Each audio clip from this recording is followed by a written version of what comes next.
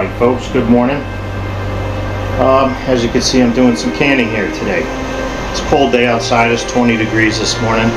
So I had some chicken in the freezer, a whole bunch of chicken thighs that I didn't think we would get to consume, so I'm canning it. So I already did one batch. So I just finished this and turned it off. Matter of fact, let's shut that off. But I just turned this off. You can still hear it hissing. It's just coming down off temperature and pressure. Alright. So just to reiterate, and I know I've said this in other videos, you do not take your weight off now. You wait until this pressure is all the way down, and even then you still want to wait a little while. You want this thing to cool down to a warm, like a lukewarm if you can. At that point you want to ease this off. If it still seems like there's a lot of pressure in there, a lot of steam, you don't want to take it off right away, because what's going to happen is the air from inside here is going to want to exhaust through the vent.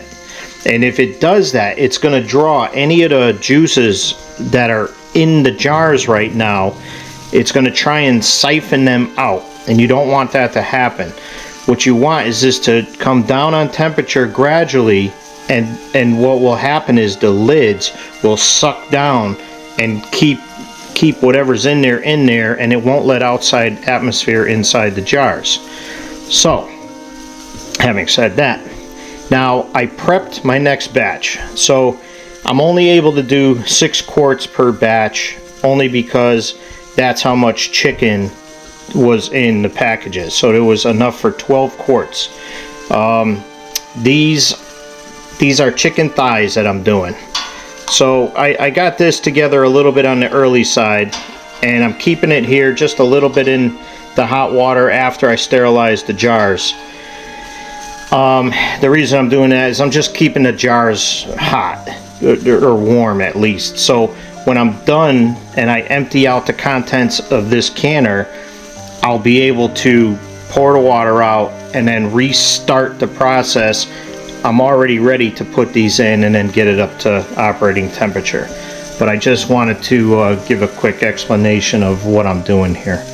So I do have a pot of water over there. So what I do is I sterilize the jars. I think that's the best way to do it. Don't jump on me. That's how I've been doing it for many years.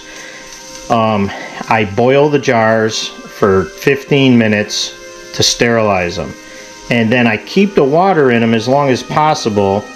Then as I go to fill them with the chicken, I empty the contents of the jar. Then I throw 3 chicken thighs per quart. That's a good amount, and it works out well for a family of 4. I fill them with the chicken. Now sometimes I use a kosher salt in there, or a canning salt, like a little tiny 1/4 teaspoon, but this time I just did the raw pack and I didn't use any salt. And then you lightly put your lids and rings on after wiping the rim of the glass to make sure you didn't get no fat or contaminant on there. And with chicken thighs, it's a little hard to get them in the jars. So yeah, you definitely can't help but touch the ring, the edge of the jar. So you definitely want to wipe them off with a clean towel, wet towel. But anyhow, so I just got these sitting here, and when I go to put them in, I'll show you. Alright, so I just got home. I should have filmed it, I didn't, but I was able to take the weight off of the vent without any problems. It came right off. It was, very little air, coming out of there. But just starting to take the jars out, and you could see they're still boiling. Now just a comparison. This is how they're going in right here, raw. So you could see I don't add no water or anything to it. So when you take them out through the process, the liquid that's in the jars it comes completely from inside of the meat itself.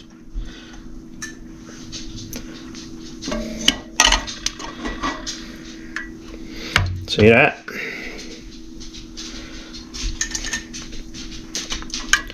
So now what I'm going to do is empty out the water inside the canner here. And I'll put some fresh stuff in there with a little vinegar so it doesn't cloud the jars. And then we're going to get these other ones in there. So just so you can see, they're still boiling. The contents are still hot. So they're basically cooked. Alright, so I'm just going to add these. Now you notice I have them up in this grate here. So you got to be careful when you take them out. You don't want to unbalance this so they flip and fall in. You got to be careful. Go easy.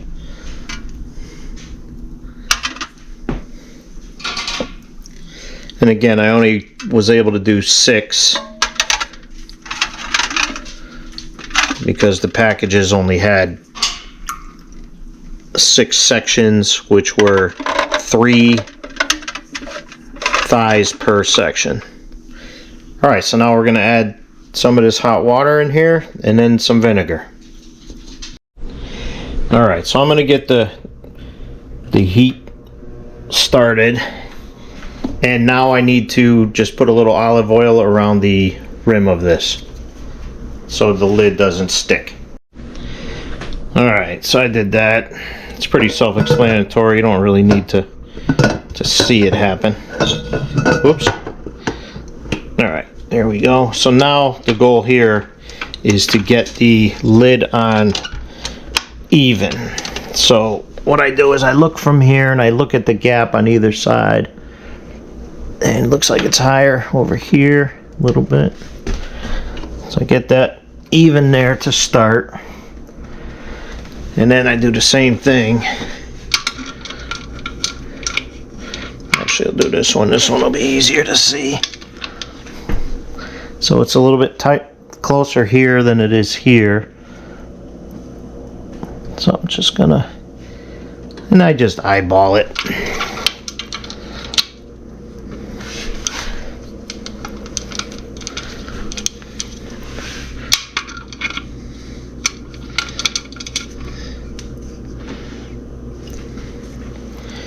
You don't have to kill these, just snug them. So right now we have, ouch, we have about that much water in there. About, I don't know, 3 tablespoons of vinegar, something like that. I don't measure it out. We're just going to bring this up to temperature. It's going to vent steam out of here for 10 minutes. Once that's done, we're going to put our weight on there, and then we're going to run it for a 90-minute cycle again. And that's it. And that's what we're going to end up with right there. So also what I want to show you is that these came out of the canner. I'm still waiting for the canner to vent right now. But why we say you only put these rings on 3-finger tight, which the word tight isn't even in there, it's just snug. Now look, I didn't even touch these yet. See how loose? See that? That's it. Look at that. They're all loose. That's because the lid pulled down, got sucked down into the can. It's still trying to pull outside atmosphere into the can. So just so you know. So you can remove these right now. I'm not gonna though, because I gotta carry them downstairs. And once I'm downstairs, I'll take them off and then I'll store the rings. You don't store them with the rings on, even if they're loose. Don't do that. If something fails in the jar, you want that lid and ring to fail. You want it to fail, so you know that the contents are bad if you don't have a good visual. Alright, so this, be careful doing that. It's hot, but this is starting to vent steady, so I'm going to go ahead and start my timer.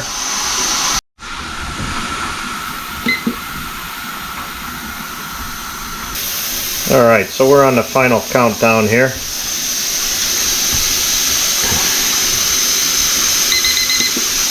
Alright, so now we're just going to go ahead and make sure it's on the 10. And now you see the pressure's already building a little bit, even though the weight wasn't on there. That's fine, no big deal. But I'm just going to watch this now because it's going to come up to pressure relatively quick. And once it does that, then we're going to cut the heat back. So I got to turn my fan on here because we're starting to get a little accumulation here, a little drip. Alright, so you can see it's hitting 10 psi right now. So the weight is going to spit any second. I'm just going to cut the heat a little bit because I know it's about to go. Building. So on this gauge it's slightly off. It'll go slightly higher than 10 psi. But I know it's 10 psi because this is spitting. There we go. So now we're going to get it to cycle and we're going to start our timer for 90 minutes.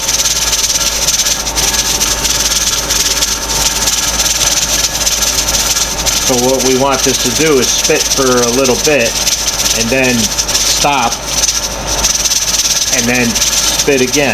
And it's going to cycle like that 2 to 3 times a minute. So this stove is a little slow.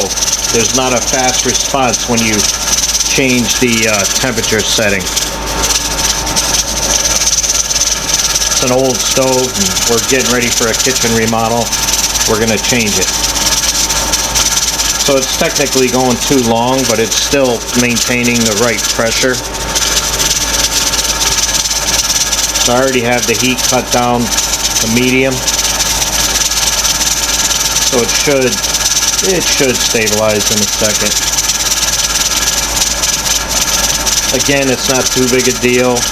It's going to maintain around that 10 psi, but we do want to get this to cycle. Alright, so there we go. So let's see how long it takes to come back on. I think you get the idea, but you can hear it building again.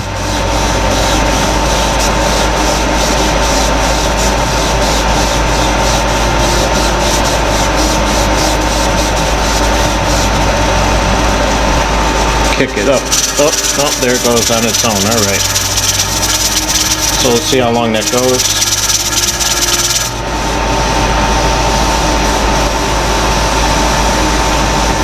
So it might be just slightly on the low side temperature wise. Kick it up just a smidge.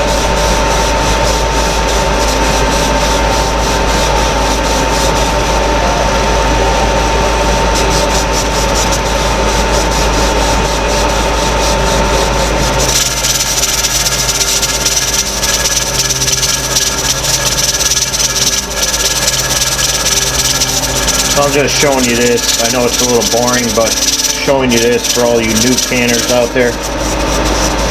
So see how it goes off by itself. It'll come back on in 20 seconds, 30 seconds, whatever. That's how you want it to cycle.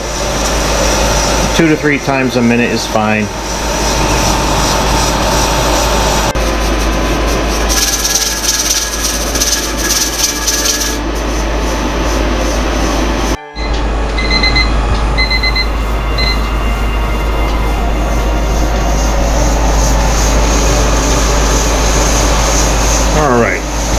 So I just killed the heat.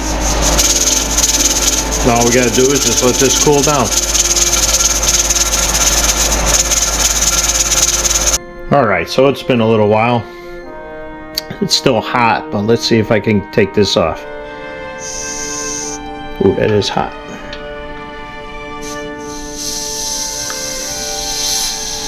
Alright, so I'm going real easy.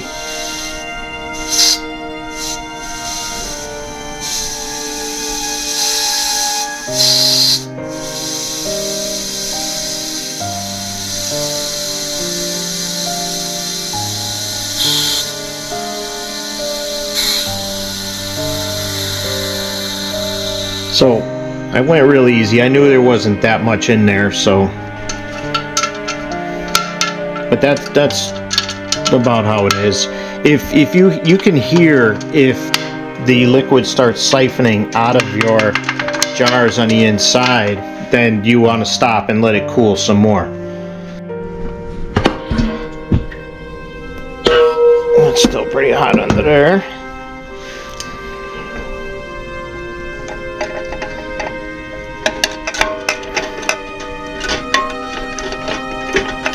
A little busy down here. There we go.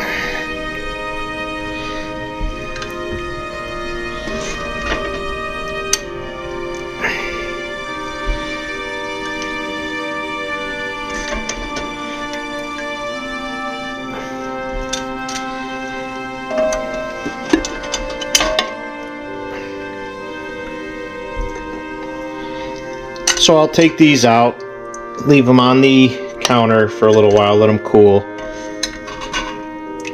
And tomorrow morning I'll take them down, put them on the shelf.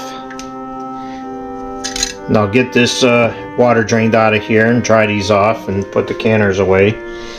Just to show you. See how loose? See that? Perfect. So we got 12 quarts. Thanks for watching.